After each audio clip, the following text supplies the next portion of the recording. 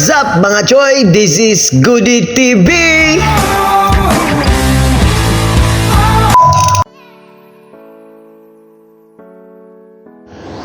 What's up mga choy? Bagong adlaw o bagong video na pod nato sama sa ato ang daily routine mga choy. O kailangan na pod nato magbaktas-baktas mga choy kay mao naman niya ang ato ang routine diri sa Abu Dhabi mintras naatay time atong tagaan gyud og time ang ato ang panglawas mga choy.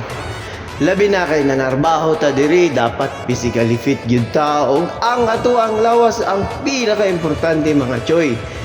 Kay mao na ang ato ang kapital sa ato ang pagpanginabuhi. Kay kung luya ta og masakiton ta, apektado ang ato ang panginabuhi mga choy.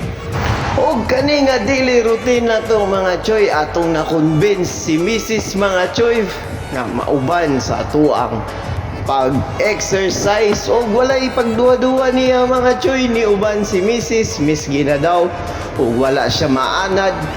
Pero akong giingon nga sama sa ako ang previous video kani nga atong pag-exercise ang magbenepisyo ang ato ang lawas. Satisfied sa daw si Mrs. sa amo ang pagbaktas-baktas karon mga choy og niingon siya nga sa sunod muuban daw gihapon siya og sa iyahang gibati karon sa iyahang lawas nakaingon gyud siya mga choy nga lami gyud ay magbaktas-baktas kay gaan ang feeling sa imuhang lawas kaysa tinuod lang mga choy.